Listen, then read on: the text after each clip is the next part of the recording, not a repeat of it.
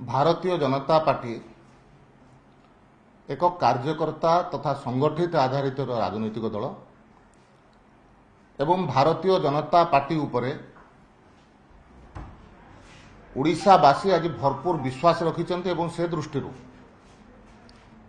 21 रु 20 सांसद जितैछन्ति एवं प्रथम थर पर भारतीय जनता पार्टी नेतृत्व में पूर्ण बहुमतर सरकार आज ओडिशा रे गठन करा जायछि एवं ओडिशावासी जो विश्वास रखिक भारतीय जनता पार्टी की आज शासन भार देइछन्ति। भारतीय जनता पार्टी तार संकल्प पत्र रे जहा कहिथिला अक्षर अक्षर समस्त संकल्प पत्र कथा को निश्चय पूर्ण करिवो एवं से दृष्टि सरकार तार कार्यक्रम मध्ये आरंभ कर सारिछन्ति एवं संगठन दृष्टि भारतीय जनता पार्टी निर्वाचन परवर्ती अवस्था रे समस्त 147 विधानसभा एवं 21 लोकसभा आसनर निर्वाचन परवर्ती अवस्था रे जितु कि हारू समस्त विधानसभा एवं लोकसभार आम समीक्षा कर सारिचु।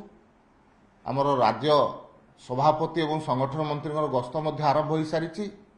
विभिन्न समय रे सरकार एवं संगठन भितर समन्वय रखिक आमे ओडिशावासी को केमती सुशासन दे पारिबु एवं ओडिशा को केमती विकसित ओडिशा करि पारिबु से दृष्टि संपूर्ण रूप से जहा करिबा कथा से कथा को वर्तमान भारतीय जनता पार्टी एवं ओडिशा सरकार मिलित भाव में कार्य को हाथ को नहीं एवं ओडिशावासी निश्चित भाव में यार सुफल पाइबे।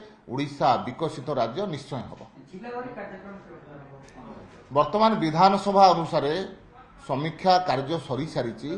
एबे जिला अनुसार राज्य सभापति एवं संगठन मंत्री प्रवास आरंभ होईची।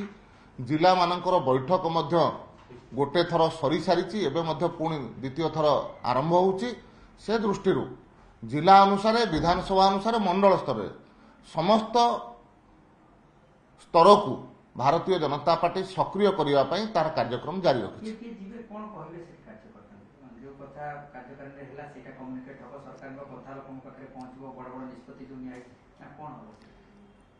कार्यक्रम भारतीय जनता पार्टी सांगठनिक दृष्टि भी अच्छी एवं संगठन सरकार भितर केमती समन्वय रही पारिबो से दृष्टि अच्छी।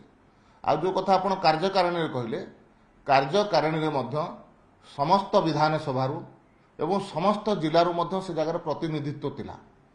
तेणु कौन करने को पड़ो किमिति करने को पड़ो कहा द्वारा कौन करने को पड़ो ये समस्त कथा से जगार चर्चा है से जगार समस्त पाखे से विषय मध्य अच्छी क्या कौन करने को पड़ो एवं से कथा को विभिन्न स्तर में समीक्षा करने एवं से कार्य को आहुरी त्वरान्वित करने जिला अनुसार एवं विधानसभा अनुसार विभिन्न बैठक करा जायछि।